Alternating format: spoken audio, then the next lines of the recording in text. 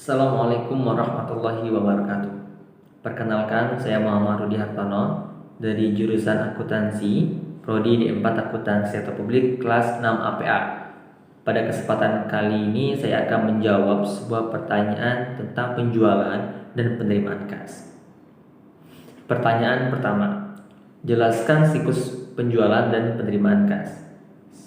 Siklus adalah serangkaian aktivitas bisnis dan operasi pemrosesan informasi terkait yang terus-menerus dengan menyediakan barang dan jasa kepada pelanggan dan menerima kas sebagai pembayaran atas penjualan tersebut.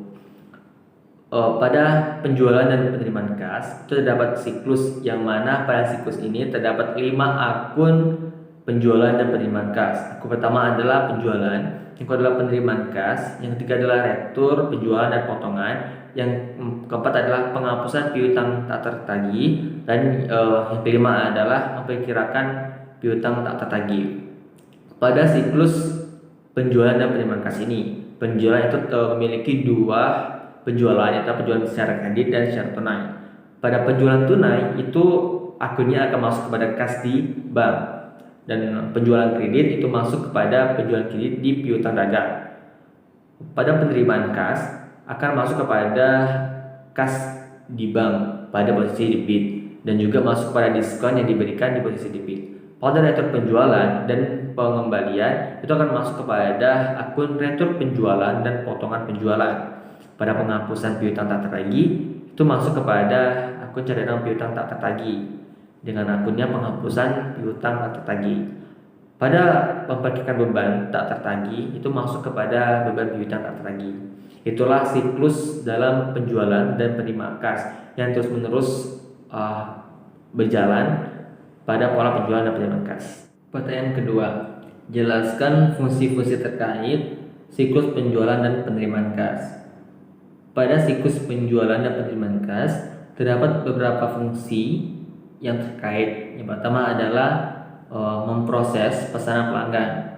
Ini merupakan titik awal dari keseluruhan siklus, di mana penawaran untuk membeli barang dengan ketentuan tertentu. Ada penerimaan pesanan dari pelanggan sering mengakibat terjadinya pesanan penjualan. Sehingga hal ini pada proses pesanan pelanggan memiliki 3 dokumen yang digunakan. Pertama adalah pesanan pelanggan, pesanan penjualan, dan persetujuan kredit. Fungsi kedua adalah mengirimkan barang. Ini merupakan titik awal dari siklus di mana aset penerima perusahaan dikelola. Perusahaan mengetahui adanya penjualan ketika barang dikirim. Dokumen yang digunakan adalah dokumen pengiriman yang berisi tentang barang yang dijual, kuantitas pengiriman, data dan yang relevan. Pada fungsi ketiga adalah tagihan kepada pelanggan dan pembukuan penjualan. Ini merupakan pelanggan akan diberitahukan dengan jumlah yang harus dibayar untuk barang yang dibelinya. Harus dibuat dengan benar dan tepat waktu. Dokumen yang digunakan pada fungsi ketiga ini yaitu faktur penjualan, file transaksi penjualan, jurnal penjualan atau daftarnya, piutang di neraca percobaan, piutang di neraca percobaan rekening, dan rekening bulanan. Pada fungsi keempat adalah proses pemrosesan dan pencatatan penerimaan kas. Memproses dan mencatat penerimaan kas itu meliputi menerima, menyimpan, dan mencatat penerimaan tunai. Penerimaan tunai ini berupa tunai, uang tunai atau cek. Dokumen yang digunakan berupa berita pengiriman uang, daftar penerimaan tunai sementara, file transaksi penerimaan tunai, dan daftar atau jurnal penerimaan tunai. Fungsi kelima yaitu memproses dan membukukan penerimaan tunai. Dokumen digunakan berupa memo atau nota kredit dan jurnal retur penjualan dan potongan. Selanjutnya fungsi keenam itu menghapus piutang tak tertagih. Dokumen digunakan itu berupa formulir otorisasi rekening yang tak tertagih. Dan yang ketujuh, fungsi ketujuh itu menetapkan piutang tak tertagih. Adanya cadangan untuk menentukan piutang yang tak dapat ditagih untuk periode penjualan yang sekarang merupakan upaya perusahaan jika tidak dapat lagi menagihnya di masa yang akan datang.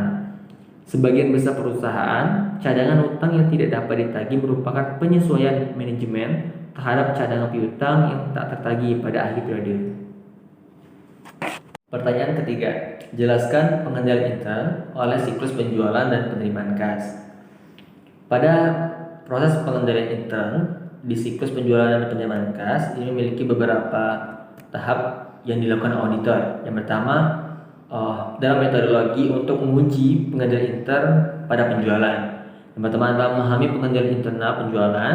Selanjutnya, auditor menilai rencana risiko pengendalian yang direncanakan pada penjualan. Selanjutnya, menentukan luas pengujian pengendalian dan merancang pengujian pengendalian dan pengujian substantif atas transaksi penjualan agar memenuhi tujuan audit yang berkaitan dengan transaksi. Pada proses 4 ini memiliki 4 hal yang harus diperhatikan. Yang pertama adalah prosedur dari audit, yang kedua ukuran sampel, yang ketiga adalah item-item yang dipilih, yang keempat adalah penetapan waktu. Pada informasi yang diperoleh audit untuk memahami pengendalian intern untuk mengenai risiko pengendalian, yaitu adalah audit memerlukan kerangka acuan untuk menilai risiko pengendalian. Selanjutnya, audit harus mengidentifikasi pengendalian internal, kunci dan kelemahan. Dan setelah mengidentifikasi pengendalian dan kelemahannya, audit harus mengaitkan dengan tujuan audit. Dan terakhir, audit menilai pada masing-masing tujuan dengan mengevaluasi pengendalian dan kelemahan dari setiap tujuan. Langkah ini penting karena mempengaruhi keputusan auditor tentang tes pengendalian dan tes substantif. Selanjutnya, auditor harus menguji aktivitas pengendalian kunci untuk penjualan, yaitu ada 6. Yang pertama adalah pemisahan tugas yang memadai, yang kedua adalah otoritas yang tepat, yang ketiga adalah dokumen dan catatan yang memadai, yang keempat adalah dokumen yang telah dipranomori, yang kelima laporan bulanan, dan 6 prosedur verifikasi internal.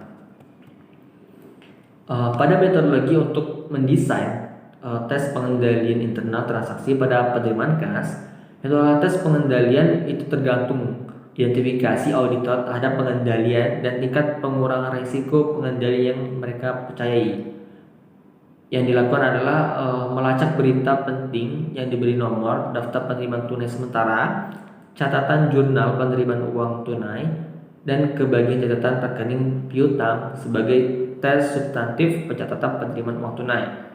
Bagian penting yang menjadi tanggung jawab auditor dalam melakukan audit penerimaan uang tunai adalah mengidentifikasi kelemahan pengendalian internal atau penipuan.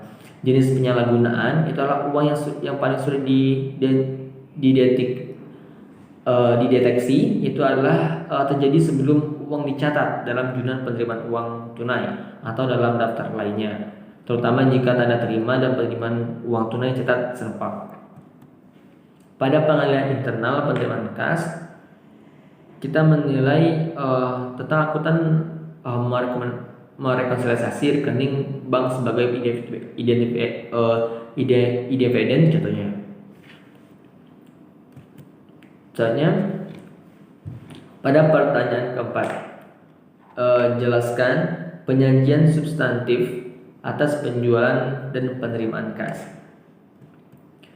Penyajian substantif atas siklus penjualan dan penerimaan kas, tes substantif dan transaksi tujuan ini akan menentukan apakah ada kesalahan keuangan di dalam transaksi penjualan.